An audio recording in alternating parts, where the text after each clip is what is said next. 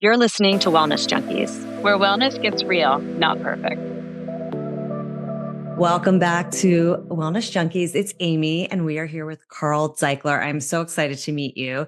For those of you who don't know him, you probably know about his company. So Carl Daikeler is a visionary entrepreneur and the CEO and co-founder of the Beachbody company, leading innovator in the fitness and nutrition space. With a career spanning over 4 decades, Daikeler has been a trailblazer pioneering unconventional and highly effective methods to help individuals reach their health and fitness goals. Daikeler co-founded Beachbody in 1998, which I'm sure you all know and have done one of the programs, now known as BODi, which has expanded into a powerhouse of fitness and nutrition tools under his leadership over the last 26 years. So I'll stop there because that's amazing and a lot. And why don't you give us, first of all, welcome to the show. We're thrilled to have you here, and give us a little bit about your background, how you founded Beachbody, and how that kind of all evolved into where you are today. I know that's a big topic, but I think it's so interesting. And like everyone I know knows Beachbody. Everyone has done a program at least once. So give us the backstory. Yeah, well, that's interesting. I don't know that many people know Beachbody. People definitely know I think they know the underlying programs, P90X, Right. Insanity, 21-Day Fix, 80-Day Obsession, and so on. But sort of purposely, Beachbody was this umbrella brand that was created, and that was sort of the essence of even starting the business. We knew that it would be a house of brands, and we just thought, all right, let's if it's going to be a house of brands, we need a place to call it. We need a website, a URL. And so we got beachbody.com. But what's interesting is at a certain point in really 2021, 2022, when we had gone digital and had Beachbody On Demand and Beachbody On Demand Interactive, it created this acronym, BODi, BODi. And we had that URL. And I was like, wow, that's a 4-letter website address is really cool. And it allowed us to be more expansive, meaning, particularly these days, what started with a very reliable business of appealing to the vanity metrics, abs, butt, thighs, weight loss, in the infomercial days, which is where I came from, it evolved into a business that's really, if you sort of look at who are we appealing to and who are we solving problems for, it's busy parents who, yes, the vanity metrics matter to them, but what matters most is what I would call health span, quality of life. Can I carry the groceries from the car to the kitchen in 1 trip or 2 trips? Can I play with the kids? Can I get up and down off the ground without groaning? So that is BODi, right? That's not Beachbody. So there's 64 million parents in the US. That's a real opportunity for us to solve a problem where 60 to 75% of those people are really not being conscious about their fitness and eating. So BODi is an attempt, and the renaming of BODi is the evolution from a direct marketing company that I started in 99. We took our first order, to now 26, 27 years or so later, wanting to help people with the simplest approach to day by day or consistent activity and conscious eating. Now so I tried to answer your first question, where we come from, and to try to get us how we got here. The only other thing that I'll say, which is sort of a part of our mission, and that is, I want to be the simple solution for people. So we don't have thousands or even hundreds of supplements. I've got the supplements on the site that I think solve the main problems that people have. Getting enough nutrition. People like me who don't like vegetables, for instance. We've got this Shakeology product, and we've got boosts, greens and fiber and collagen. People have a hard time getting to the gym, at least busy parents do. So we got 20 to 30 minute workouts that'll help them go from day 1 to day done. And we've got nutrition plans that help you eat the foods that you love and keep enjoying cocktails, but do it within reason so you get the real outcome that you're looking for. So, so that's what we are. We're not a sophisticated biohacking company. We are a very simple, approachable, accessible solution for the everyday person. That's exactly right. So there you go. There's the background, how I got there, and what it means to go from Beachbody to BODi.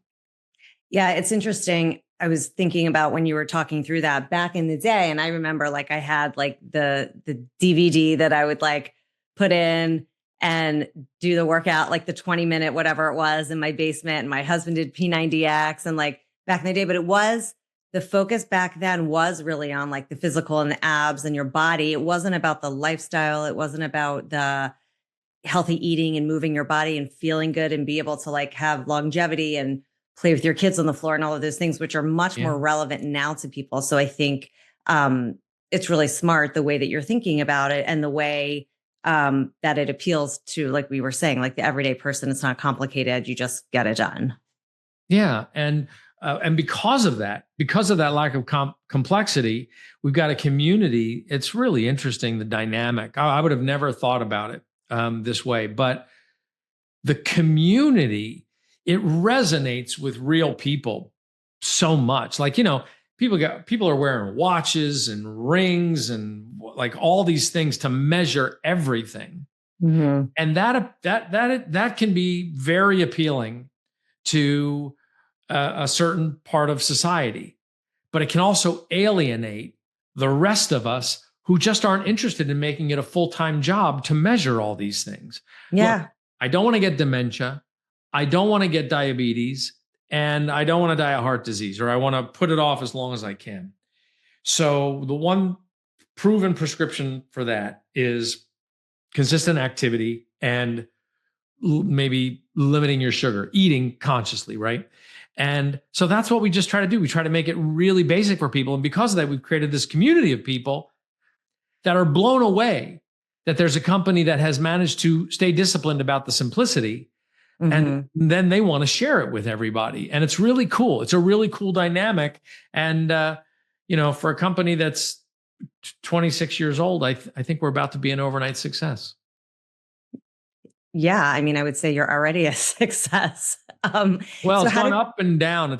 So we've got a long way to go, and it's never been to where I wanted it to be. We've had some really wild luck. P90X was just lightning in a bottle. 21-day fix, lightning in a bottle. But then, look, the woman who created 21-day fix, Autumn Calabrese, found this sweet spot of combining fitness and nutrition in simplicity to solve problems. So she did that with 21-day fix. She did it with 80-day obsession. When I said, I want something that at the same time that people want to lose weight and get abs, they also want to build their butt, which is a very difficult thing to do. So you had to manage food. She created an all-in system for that. It was a huge hit. Then she did it with 4-week gut protocol. Now she's doing it with a program for women's hormone health called BelVital. So that evolution is what keeps it interesting. And it's why, like, when you think about the issues and how difficult it is for women to get answers about their hormone health, for instance. Yeah, we talk about that a lot on the show. Yeah. So here's this first of its kind, all-in-one program called BelVital that is literally helping women from their 30s up into their 60s stop suffering without necessarily needing medical or pharmaceutical intervention. Mm-hmm. And that's a pretty unique position to be in, but I've got to scale it more. That's really the challenge. We've got to find scale. Yeah. And do people do the programs through your website, app? Like, how does it work? Yeah. So they can download the app. One of the things about our app, though, is it's literally everywhere. So you can do it on your Apple products. You can do it on your Google or your, what do they call it? Google Android products. Mm-hmm. It's on Roku, so you can get it on your TV or Apple TV. So we want to be everywhere, anybody, where they want to consume it, even if it's just on their computer or laptop. So, but I think the thing, unlike really just plugging into, let's say, workouts on YouTube or following people on Instagram and going, oh, look at these 4 moves that they're doing, I'll do those.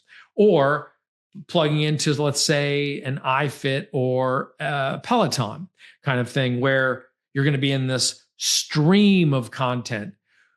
I try to be more project oriented and help people, like I said, having that day one, like I've got a vacation coming up. So I want to have a certain level of strength for that or certain comfort with how my clothes fit. So if I want to lose 10, 15, 20 pounds by the vacation, I know I'll have a predictable program that will take me there. And that's really what we're goal oriented versus total lifestyle orientation. But I think once people see that, hey, it's a lot easier for me to stay consistent when I swing from goal to goal, and each one has I get a badge and I have this satisfaction of completion versus I'm going to be doing this for the rest of my life. Well, look, let me see if I can get a personal best on a half hour on the bike. I'm never motivated by that. I'm motivated by, like right now, I'm doing an 8-week program, 7 days a week. And I just want to make it through all 8 weeks. Like that's my goal. Right. And you'll worry about the rest later. It's a different mindset. It's not the mindset that I think most people have around fitness. Like, it's like, oh, I got to start doing this. I'm going to do it the rest of my life. That can be intimidating. So they'll be like, well, I'll start the rest of my life next year or January 1st. Right. And instead, we're trying to appeal to people, hey, start the rest of your life right now, but just solve the next 21 days or just solve the next 2 months.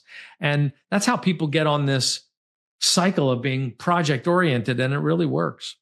Yeah, that's a really good way to think about it. I also like programs too, because you don't have to think about it. You just press play and you don't have to like start searching for what class and what this. It's just it's so you just do it. Yeah. Really true. Yeah.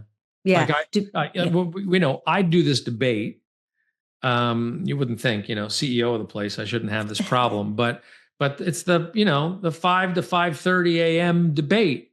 Like, nobody's looking at me. I don't need to do this. I don't feel like getting out of bed.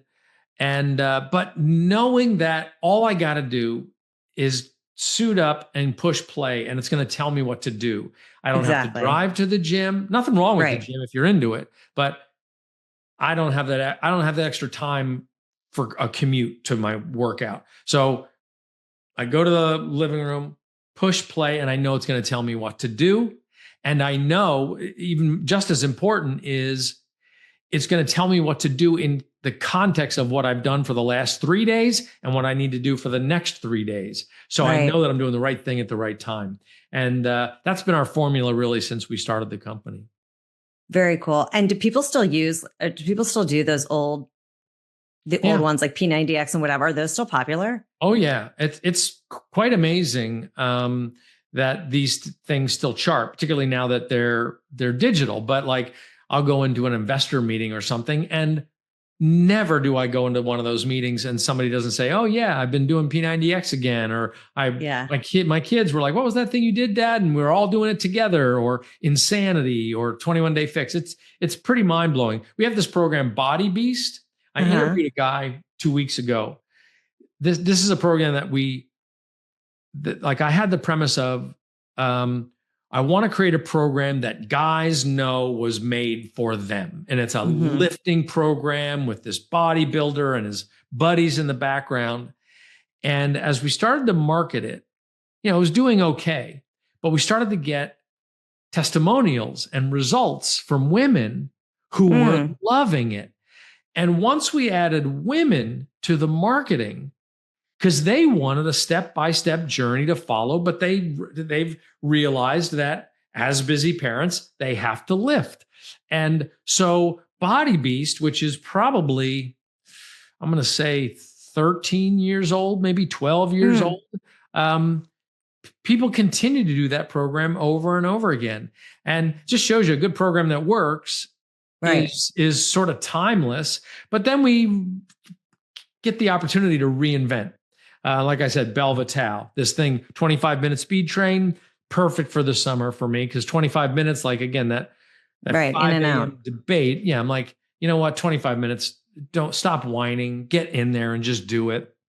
And it's over, I'm done for the day. So constantly iterating. And in fact, we announced on our last earnings call that we're expanding the P90X brand into supplements and also going to be creating new content in multiple genre under the P90X brand. So I'm pretty excited for that. That'll come out like, I would call it first, second quarter of 2026.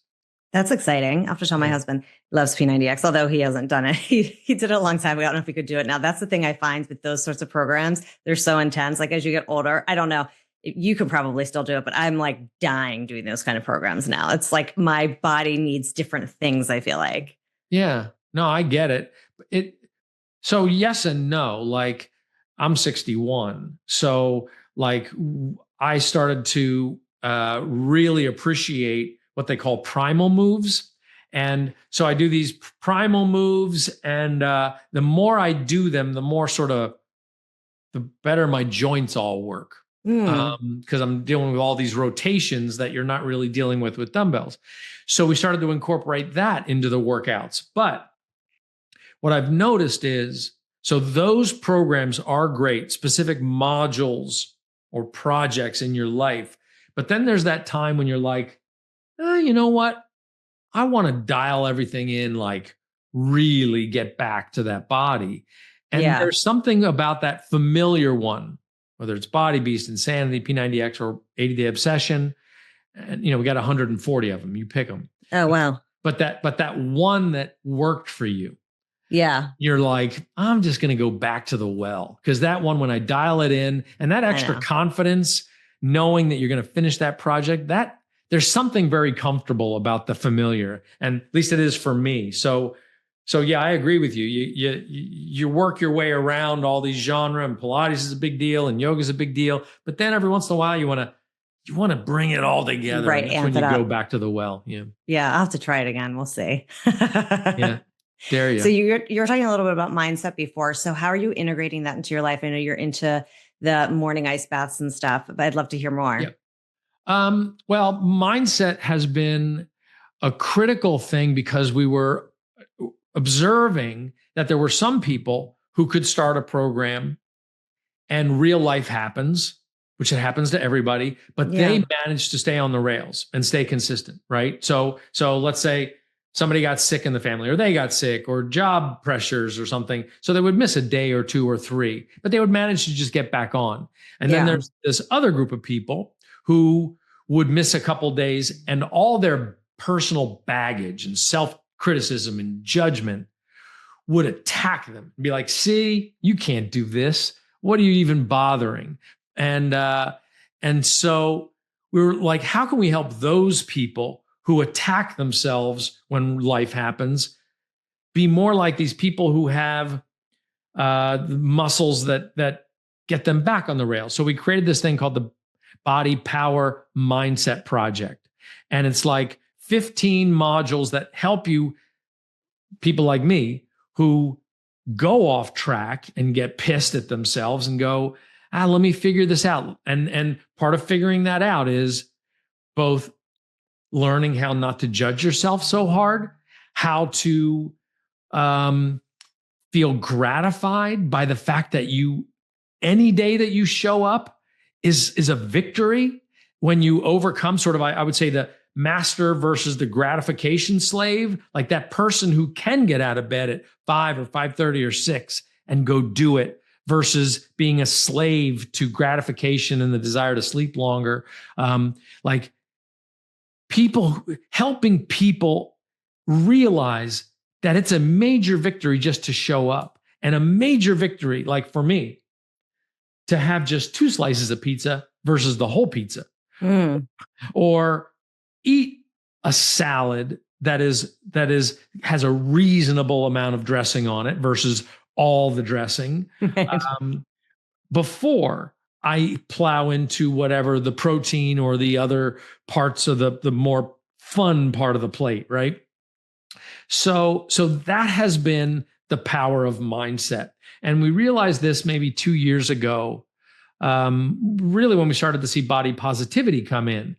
And the observation was, where's body positivity coming from? And body positivity was really coming from people's absolute exhaustion with constantly feeling imperfect no matter what they would do. So, or if they would get a little bit of progress and they would get a before and after photo, now that after photo will torment them forever because real life will happen. They'll gain a few pounds and oh my God, this sucks. And so we created a thing. We call that the imperfection economy, where, this is where plastic surgeons and weight loss companies, like, they're only making money if you're not feeling good about yourself. And we thought, and I even thought about my kids in this equation. I'm like, I don't want my kids to feel that way. So I can't have my company participate in that. So we created a concept called health esteem, where just showing up or if you fall off going, you know what, I'm not going to condemn myself to and reject myself because I blew it yesterday, or I blew it last week, or I went on a bender last week and I went to Vegas. No, I'm just going to come right back with grace and appreciate myself, have self-esteem for myself if I'm being conscious about my health esteem. And that was our answer to the imperfection economy. All of this, I would say, is housed in our desire to make fitness and nutrition make it easier for people to achieve a mindset that makes it more achievable for them to achieve something that will immediately benefit their overall well-being. And I think BODi's done a very good job of that. The community has done a great job of that. And it's showing in the demeanor of people feeling better about themselves, even if they went from 250 pounds to 220 pounds, but their goal was to break 200, but we're helping them go, you got down to 220 pounds. Like, you're carrying, be proud of yourself instead of, look at the glass half full. Yes. So that's been very redeeming. And again, this is the pressure that I put on myself. I've got to scale that because it's a really important thing. It's very important and there's not enough of it. And I totally agree about, you did something versus nothing, and giving yourself grace, not being so hard on yourself and making it so hard to maintain that lifestyle. Speaking of, you were just talking about losing weight. What are your thoughts on GLP-1? How has that affected the industry? Well, GLP-1s, like, they are an amazing breakthrough. I would say, I think it is so new. New drugs scare the hell out of me. Like, you just don't know. But I've heard all these little things, not just that it's great for weight loss, but that, it obviously was originally developed to help people who are pre-diabetic to avoid diabetes or people get out of type 2 diabetes. I've even heard that cardiologists are starting to think that microdosing GLP-1s can help avoid heart disease. Oh, wow. But again, I don't know what the consequence is. Whenever you see the Wegovy ads or whatever, and you got all these people marching down the street and they're all happy and they're painting and playing kickball. Meanwhile, you're learning that is going to cause you diarrhea, dizziness, vomiting. I don't know. So I think they're probably super helpful, but this is where we need the medical community to be far more proactive about never just prescribing something without very aggressively promoting healthy lifestyle choices at the same time. Somebody who does a GLP-1, it is very likely that the bulk of their weight loss or enough of their weight loss will come from muscle, that it will undermine their metabolism and could undermine bone density. So that's devastating to long-term health span. But it's such an attractive, gratifying idea to lose weight by just taking a pill that it's very difficult. It's very difficult to be disciplined within that marketing vortex. So that's what scares me about GLP-1s. That's why we put a program on the platform called the GLP-1 Fitness Formula, specifically for people who probably haven't done a whole lot of working out, but they need to lift some weights, do some cardio, manage their overall well-being in a way that takes into account that they're probably beginners, but is going to help them get an outcome that's not just skinny, but healthy. And that I think is the imperative if we're going to embrace these medications. Right. I mean, I think that if you are taking it, it's like the diet and the nutrition and the exercise is crucial, because to your point, you don't want to be losing muscle, especially as you get older. You were talking a little bit before about the men's program that women have been doing to gain muscle. And I think that's also been very, topical lately, about just like women lifting heavy weights, which has been around forever. But I feel like more people are more aware of that. Like I've been like doing more weights than I used to 10 years ago, just because you're getting older and you want to be stronger and you want to beat all of these things you hear about. But what does that mean? Like people always say heavy weights, and I'm always like, what does that mean? Is that 10 pounds? Is that 50 pounds? Like, what is that? Or does it just depend on the person? Yeah, well, there's the answer right there. Of course, it depends on the person, but it's what it is resistance, resistance to failure. So the muscle has to respond and get stronger, because otherwise it will decline. Yeah, that's it. Like we've all seen what happens to a tricep as you age that is not challenged. That thing's going to evaporate. Like it atrophies and has no tone. And look, Amy, it's interesting. I think the question is really interesting, because you said you've been aware of it. Like, did you ever think that lifting was not an important part of your regimen? I think when I was younger, I did a lot of cardio. I didn't think I lifted a little bit, like here and there, but it wasn't consistent like it is now. I did. And maybe that's just like a younger person's mindset. Like, you got to go hard, you got to do cardio, you got to do, like that was just more my mindset. And then the last, 5-ish, 10 years, it's more about just kind of like being more gentle to my body, but doing weightlifting and yoga and Pilates and walking and things like that. Mm-hmm. So I don't know if everybody else is the same, but I just, it wasn't in my mindset when I was younger. Maybe now for younger people it is, because it's more out there. You see more women that are not weightlifters lifting. Sure. Yeah. Yeah. Because I think when I was younger, I would think like people that lift weights were like bodybuilders, and I don't want to look like a bodybuilder. Yeah. Interesting. I don't know. I never had that perspective. A body's a body. And I'm always sort of shocked. Look, I don't like to exercise. Like, I just don't like it. You don't like to exercise. Okay. but if I'm going to do it, because I know I need to do it for, what I like to say is that half hour a day that I spend exercising and creating discomfort, if not pain, for myself. And I don't mean injury, but I mean, it's hard to lift weights long enough that you go, I can't lift this again, which is my goal. So if I can do that for a half hour a day, I get 23 and a half hours a day of comfort longer in my life. So I'm paying, the dues I'm paying is that half hour. And so that's the way I look at it. So when I look at people that come up with these things, I saw a video the other day of women, they're like in some harness of bungee cords, and they're like bouncing and flying around. Oh, I've seen those. The gym. And I'm like, what are they getting out of that other than the fun of being at a theme park or something? Right. But I've seen that. There is wild. Zero. Or I saw another one where women were sort of sitting and they're hitting drumsticks on the ground.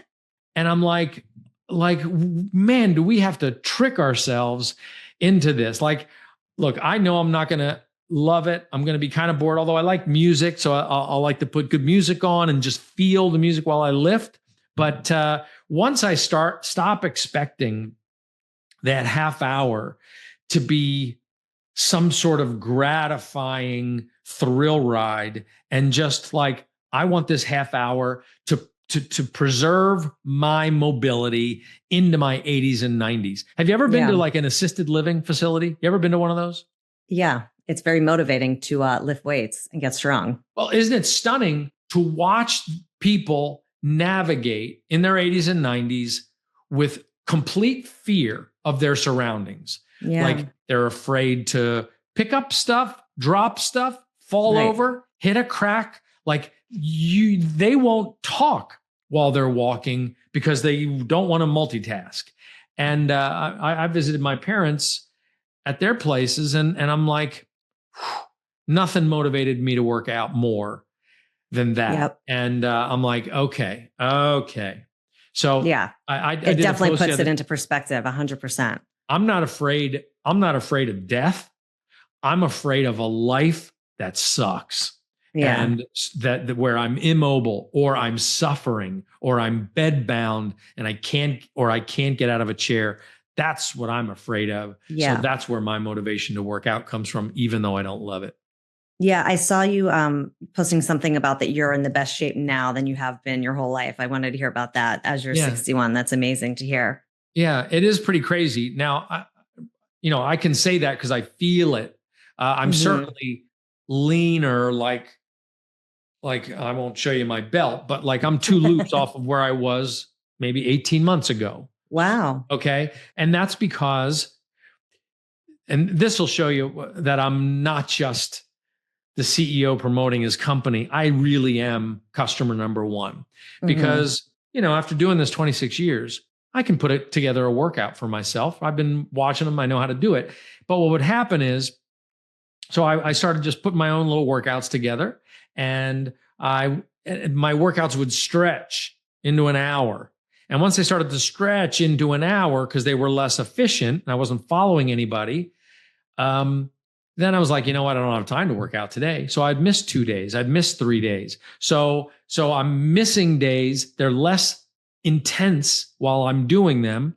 And then about a year and a half ago, I'm like, you know what? I'm just going to plug into one of our programs. I think it might have been this program, Chop Wood, Carry Water, that I did, which is just about repetition of movements and lifting and doing the basics, repeating them until they get comfortable. And I was like, wait a minute, that was about 35 minutes. And I was more intense than the bullshit I was doing on my own, putting it together. And I got these outrageous results. And I did one other thing. I stopped eating breakfast. And like I've had this nutrition shake that we make called Shakeology. And I've been having that every day, but I used to have it at like 10:30. So I would have breakfast, do my workout, then have my shake. And instead I'm like, you know what? I load the shake up, put spinach in there, put an egg in there, and do that for breakfast.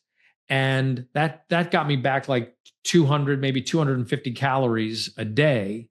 And everything just got right. So my waistline shrank, my muscles. So were you having the shake before you work out or after? I have it after. Oh, okay. Yeah. I don't wake up hungry. So I was just like forcing myself out of this 3 meal a day thing. Now I'm not a big intermittent fasting. Like I experimented with intermittent fasting and it turned into a mental trick with myself. All I ended up doing was eating less. And I was like, oh, this is how you get an eating disorder. Because all I'm doing is shrinking and shrinking and shrinking my eating to eat less because I lost weight. But I was also losing muscle like crazy. So you started skipping breakfast, doing the shake after your workout. Yeah. And I would say, you know what, the trick to all of that was, because it's one thing to say, hey, I'm doing a program, it's way more efficient, and this is the way I'm eating. But for me, it came down to own my morning. Like I love my first hour and a half of the morning. It's like a routine. And I get to 8 a.m. and I checked all the boxes and I'm set up for a great day. I did my cold plunge, had my lemon water, had my spoonful of apple cider vinegar, did my workout, did my shake. And I'm like, who's the healthiest guy in this house? Yeah, that's a great feeling. Yeah. So do you get up at 5? Between 5 and 5:30. Yeah. It's easier when it's light out, but once the clock changes, and then it's like a whole ordeal.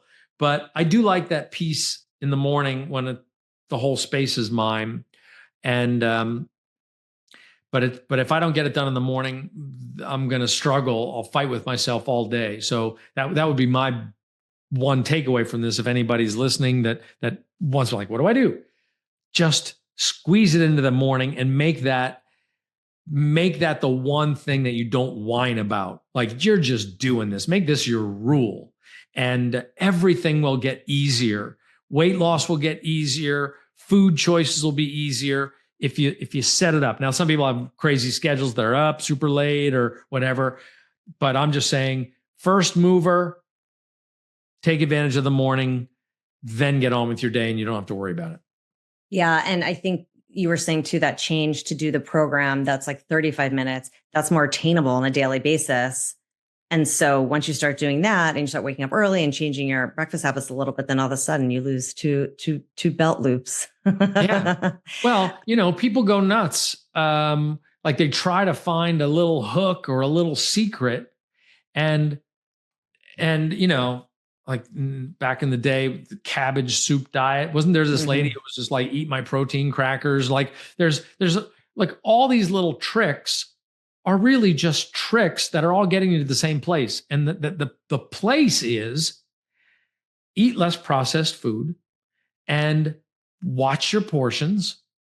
Find a way to get vegetables in, even if you hate them. Like, I have my trick for vegetables is I need to not be able to tell that they're vegetables. So, like, if I'm having a steak, I'll have some mashed potatoes with it. And literally, I'm a third grader. I will take my broccoli and chop it all up so that I can hide it in the mashed potatoes. And so with every bite of steak and mashed potatoes, I'm getting broccoli too. And but it works. Like Great. It's all just working. And I'm regular, my digestion, my gut, my energy. For 61-year-olds, I'm doing better than many of my peers who are complaining like 61 is old. Yeah. And I had a guy say to me the other day, he was like, "Oh, I'm in my mid 60s, so please forgive me." And I'm like, "Well, I won't forgive you. Take control and 100%. own That's that young. shit." Yeah. Right? Yeah. 100%. All right. This has been so insightful and inspiring. Before we go, I want to do our quick wrap session. Okay. So the first one, and you kind of just gave me one, but what's your favorite wellness or beauty hack? Well, it would be the morning. It would be like own the morning. I definitely don't have a beauty hack. You can tell, but you look great. I will say that for me, something about the cold plunge is like I said this thing, master versus the slave, right? So something about the cold plunge, which sucks. That first minute, that's brutal. Getting all the way in is just awful every day. But once you're in, and then you go, I'll go like 3.5 minutes and I get out and I feel like king of the world and I can own it. Right. So that's a really important life hack for me. And I know it's also very good for me, stimulates a lot of good, healthy things. As long as I'm not like, if I'm borderline not feeling well, I won't do it. But yeah, those are my two things. Like, and well, let me give you one more. I will say that I don't do it every night, but a walk after dinner is oddly transformative. 20 minutes, but get some speed. It's not a stroll. It's a walk. And I don't know. I sleep better and I don't feel full when I'm going to sleep. Like, everything is just, I don't know. It's just better. Yeah, that's a good one. I know I've done that a couple of times, and every time I do a walk after dinner, I'm like, I need to do this more instead of just like walking in the morning or whatever. I love that. So this you kind of sort of answered too, but how do you maintain your daily nirvana? Like, what do you do to keep peaceful and feel good? I mean, all of these things you probably do, but anything in particular? Well, nirvana is not a state of happiness, right? It's a state of not suffering, but you're lacking desire, right? That's what it is. It's like this harmony. Yeah, harmony, exactly. Yeah. So I would say that is a that I would also equate that. There's this book by Jim Murphy called Inner Excellence, which is a fantastic book and will help you sort of navigate the master and the slave, or the master and the ego. Mm-hmm. And so I'm constantly taking inventory for what reactions am I having or thoughts am I having that are ego based or outcome based versus process based, and more about learning. So if I focus on learning and process versus outcome and comparison, I'm in a state of nirvana. So which means I got to limit social media, because you get into all this. You can't help but compare on social media. So limit that. So again, I go back to the health esteem idea. I love that name. Stop comparing your photos or your images or your size to anybody else, and go, what is right for me? And am I learning? And am I exploring this process to get the most out of this life? So that's that just means really I'm sharpening the knife all day long, constantly working on that, because I'm throwing a lot of metaphors around, but it's like that ego, that desire for comparison is the snake in the room. And that thing's going to bite me if I ever take my eye off it. So I've got to always be aware of the origin or motivation of the thoughts that I'm entertaining. I love that. I actually was just listening to a podcast recently with Jay Shetty, who was talking about a similar concept. He called it like seeds versus weeds. So like, what are the weeds, the things that are feeding your ego that are not healthy and whatever, versus the seeds that are bringing you value and bringing you learning and bringing you long-term, happiness. So I love that. And I need to try to do that more. But anyway, thank you for being on Wellness Junkies. This was so enlightening, and it's so interesting to hear your story. And we will all be trying some new programs on BODi. That's for sure. That's awesome. Yeah. BODi.com. Thanks for listening to Wellness Junkies. For more on today's episode, follow us on Instagram at Wellness Junkies Official, and find us on TikTok and YouTube at Wellness Junkies. You can also head to wellnessjunkiesofficial.com for expanded show notes, product links, and more. If you love the episode, leave a review and share it with a friend. We appreciate the love. Catch you next week. Bye.